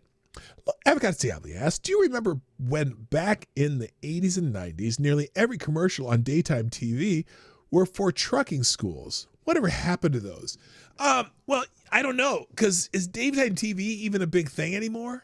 I don't even know who watches daytime TV. Are there any of the old daytime soap operas still on? I think for some reason, I think General Hospital might still be on, but I don't know if there are any other daytime TV shows. They all got replaced by those stupid, talk shows and shit. Hi, Looney Lenny. What's up? Welcome. Okay. Most are they? I just don't know where. The trucking schools went the same way as gunsmithing courses. Yeah, I don't know. I do remember the trucking schools. Because I remember I was home one afternoon in college. I was like, fuck, I hate this class. I should just go get a trucking license. Anyway, Selected Boy asks, how long will it be until the media gives the U.S. hockey team narrative a rest? It's going to be a while. Look, the reception that the players are getting at NHL games makes their stupidity moot. But they're still, they're going to milk that for a while. They're going to keep milking it. Lord Stand-Up asks, in your honest professional opinion, as a bartender, what's a good wine to pair with Canada? Yeah, I don't want to insult my Canadian friends. With Canada Goose. Oh. I heard it's just like duck, just bitter and somewhat salty. Geez, I don't know. I don't think I've ever eaten goose. I've eaten duck. And I've had turducken, but I've never eaten goose. I heard it's a little bit greasy too. Goose is a little bit greasy. So I don't know, but most of the duck and goose would probably be paired more with more of a red wine than white wine, like chicken or turkey. Just because they're a little more greasy and a little more like dark meat texture is what I'm understanding. At least duck is. So there you go. Avocado Stably asks, if you had the power of invisibility, would you stand in a woman's bathroom stall and lift the toilet seat as they sat and had their back turned so they fell in so they thought it was haunted? No, I wouldn't do that because I'm just not that weird. If I was invisible, I still wouldn't be that weird. I don't think that'd be weird to be hanging out in a women's toilet and invisible or not. That'd be weird. Avocado Diablo asks, so did Jimmy make HuffPo a little crabby? I didn't see any reaction from HuffPo, but there was a ton of people, who would read HuffPo that commented on that. But it was pretty much what you expect, calling them bootlickers and all this other shit. And to them, he's just like, well, go fuck yourself too, bitch. Avocados Diablo asks, if you're going to get a whole body tattoo that was one of those Where's Waldo pictures, where would you hide him? Oh, I would hide him in plain sight. I'd put him like right here on my sternum. Because that'd be like the last place someone would think to look. They'd think, oh, maybe they try to look in your butthole or it's under your arm or, taint. No, right in the middle. Just because they wouldn't expect it there. Avocados Diablo asks, if you found out a member of your family was a Disney adult, would you disown them? No. No, I would not. And unless it's like that one weird dude, transgender, fake motherfucker that hangs out in Disney bathrooms. But to be honest, one of my sisters is, I don't know if you'd call her a Disney adult, but she loves Disney and she lives out in California, and their kids and them, they still get Disney season passes, even though all of her sons are, in their late 20s and 30. I personally, if I lived near Disneyland or a Disney World, I'd probably get a season pass too, if I was close enough to get there. Yeah, Lily, that motherfucker, what's that fucker's name? Or what's he call himself? That dickhead. But yeah, I don't care. If Disney adults are okay. I love amusement parks. I love roller coasters. I wouldn't be a Disney adult though. I would be like a Cedar Point adult, because Cedar Point has those 12 amazing roller coasters. I love roller coasters, so that's just me. All right. Anyway, Disney. Where is it? Okay, there we go. Lord Sandom asks, if you had the opportunity to bake someone in beans, what beans would you use? Wait, when you say bake someone in beans, like you mean another human? I'm not baking no human. What the hell? Pinto beans. Select Boy asks, would a boulder be a lot harder to push or a lot harder to pull? Ooh. A boulder would be much harder to pull. I mean, how do you pull some? Well, it depends on how big the boulder is, but I think it'd be a lot. I think it'd be a lot harder to pull a boulder than to push it, because you got to roll it anyway. But to pull it, how are you going to grab a boulder to pull it? So there. Do you get a year's pass to Valley Fair? We used to when my kids were little. We used to have season passes to Valley Fair and to Camp Snoopy, which is now, what do they call it now? Nickelodeon Universe in the Mall of America. Actually, that was the better one when the kids were little, because we lived like 5 minutes from the Mall of America. So if our kids were just really super bored, we'd go up to there, they'd ride 5 rides, and then we'd go home. They'd be fine with that. We'd go there all the time. But then when they got into their early teens, we started getting the Valley Fair passes, because look, you buy a season pass at Valley Fair, they only have to go twice for you to have it pay for itself. And the one year that we decided to go to Cedar Point, we got the gold pass, which gets you into all of the, what do they call it? Something fair parks. So they would go to Valley Fair that summer, and then we drove to Sandusky, Ohio, went to Cedar Point and went on all the roller coasters there. And it was the same pass to get you in there too. So yeah, if you have kids, check on season passes if you live near any amusement park, or if you plan to go to them more than once, because it's usually cheaper to get the season pass, even if you just go twice. So there you go. That's my child advice. Okay, I didn't mean to skip this one. Avocados Diablo asks, have you ever considered giving a TEDx? I mean, they will give them to just about anyone nowadays. And if you did, what would it be about? That's a good question. I have thought about it, but I hadn't really thought about what the topic would be. Maybe just my experience when I was in the mortgage industry, about some of the bad people that I knew and how to avoid getting scammed. That might be a good one. Trying to think of what else.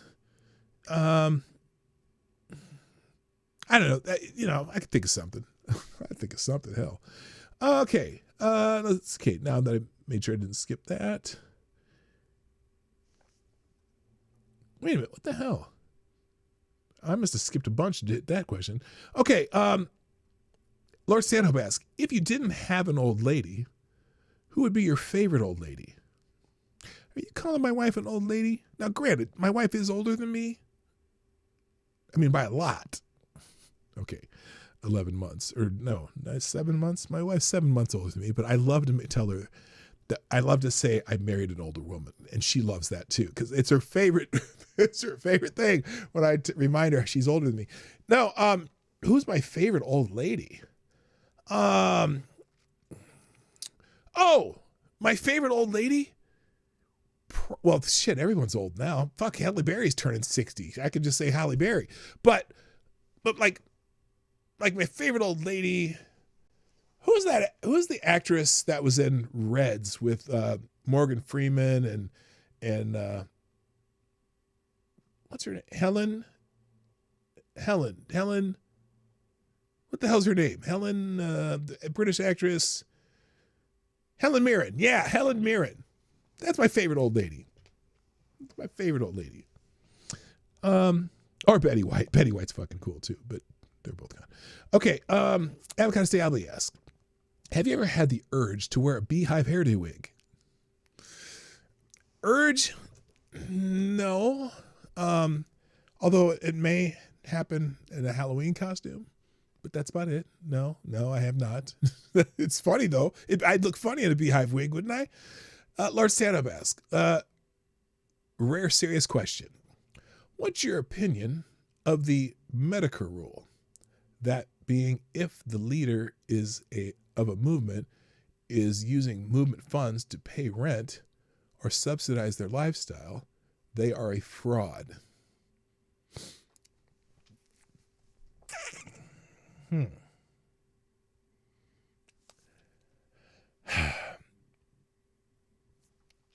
In some ways, yes. That's probably accurate. If they, particularly if they're doing it to live a lavish lifestyle. For example, the what's their name? The BLM leader that's buying houses left and right.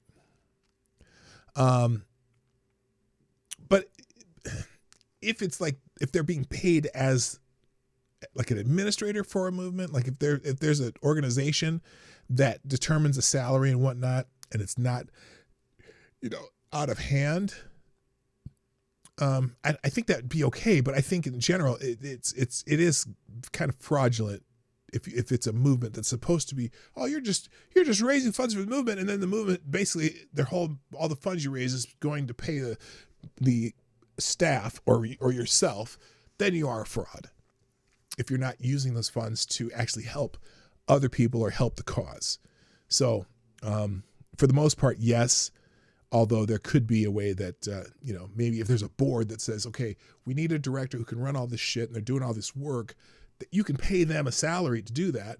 But if you're just raising the money and fucking, buying a Porsche and getting 2 houses and a summer home and a cabin down in Florida, or a cabin or whatever, second home or whatever, then you're a fucking fraud. And there's a lot of church leaders like that too.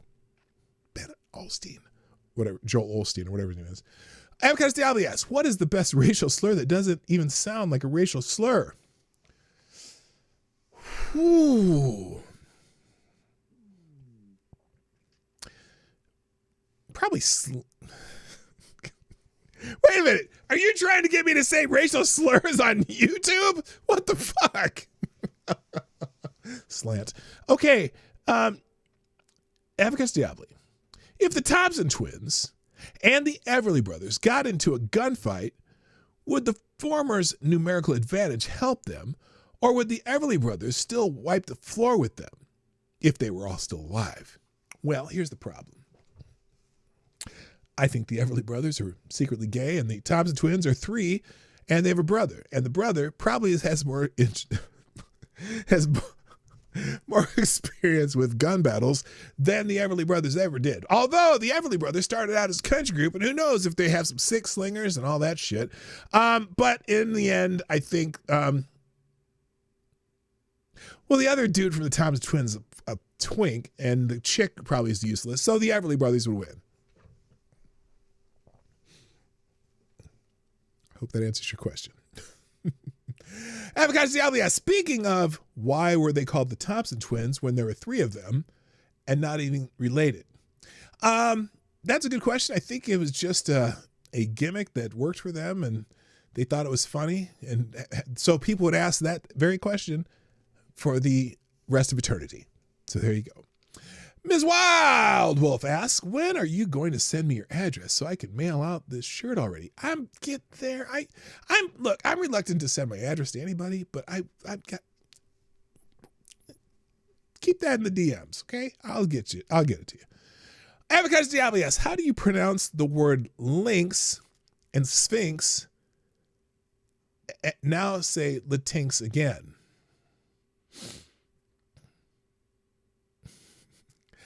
Because, I agree with you. And a lot of people they see that and they'll say latinx, right? However, these morons who came up with the term Latinx pronounce it Latinx. Go figure. Because they don't want to say Latino or Latina. Which is funny, by the way, because did you know that the Spanish word for non-binary is non-binario if they're male, and non-binaria if they're female? I think that shit's funny. Okay, Lord Sandom asks, what was your favorite iteration of Faith No More?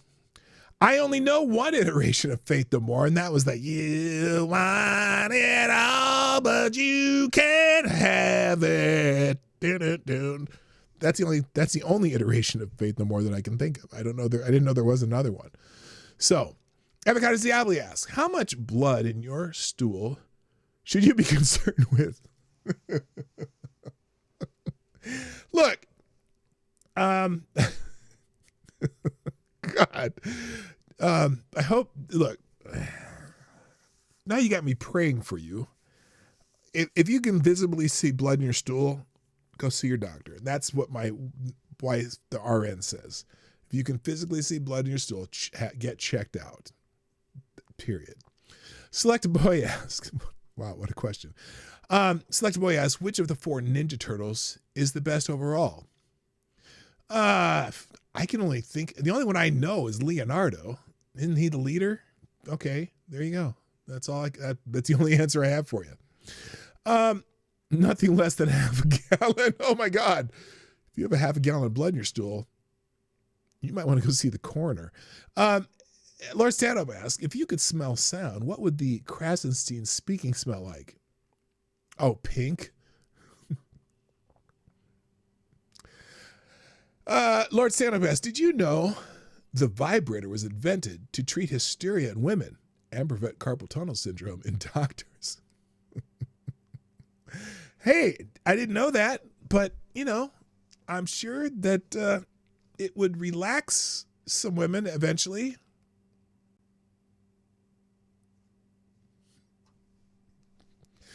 Just saying. Avocado Diablo asks, does chainsaw being invented give a whole new meaning to the phrase stillbirth? Oh my God. Spelled like this. S-T-I-H-L. Birth. That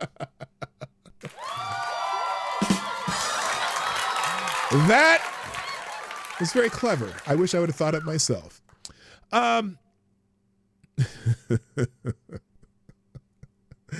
Oh boy.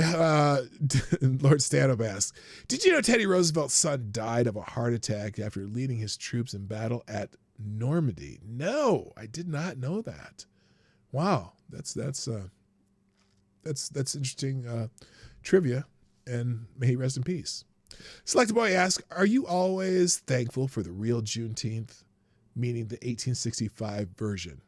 Well, look, so I guess, yeah. I mean, it's about time they figured that out in Texas, but none of my family that was on the slave side of things were in Texas. So, and in fact, both my great-grandfather after the war was brought to Chicago by one of the soldiers after they were supposed to.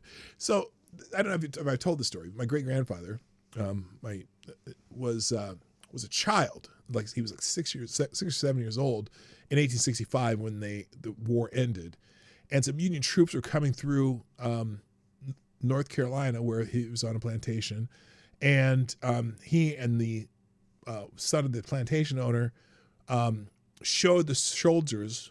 They needed from fresh horses, and the son and him who were playing. I don't know why they were playing together, but anyway, showed the soldiers where the horses were. They took the horses, and one of the colonel there just said, "You know what? Okay, if I leave you here, you're going to be in trouble." So he ended up going with those soldiers. They ended up mustering out in Chicago, and then my great grandfather got adopted by a woman in Iowa, and then there's a whole bunch of story after that.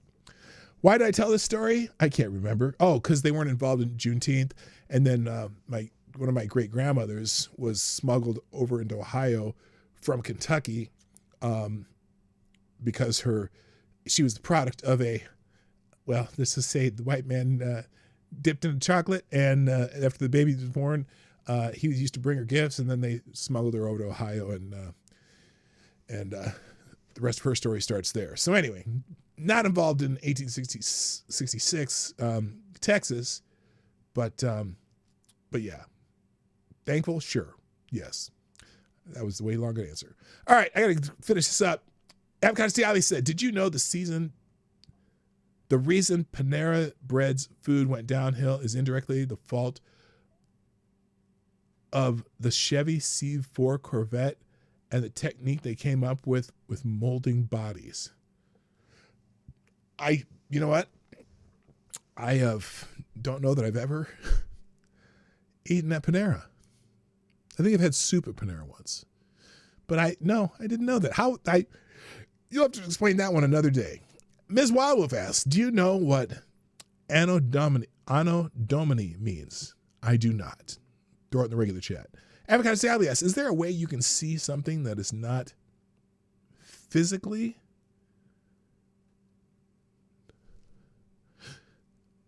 Only in your dreams, as Tiffany would say.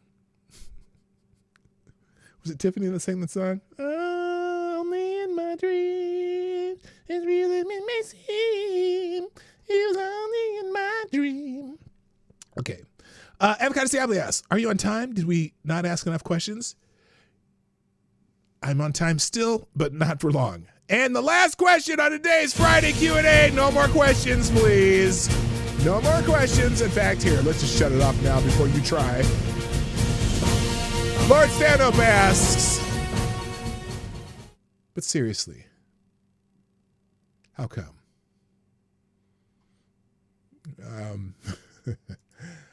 How come what? I have no idea what you're referring to. And that's it. Ladies and gentlemen, thank you for joining me today on the Morning Night Live, this beautiful show there where we have some fun on Fridays and just ask some silly questions, a couple serious ones. There's some other answers that I've got to come back to later. Anyway, I hope you all have a wonderful day. Weekend. Have a wonderful weekend. Here's the links in the chat. I got to go. Thank you. We'll see you Monday. My name is PDawgKnight, and I am out of here. Bye-bye.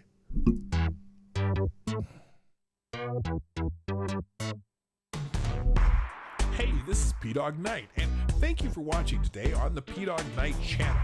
If you have an observation or remark you'd like to make about this video or my channel, I absolutely welcome you to write it in the comment section down below. I really look forward to hearing from you. And before you go, if you like what you saw but you're not already subscribed, please make sure you hit the subscribe button and definitely click that bell that pops up afterward so you'll be notified when I post new videos or when we go live.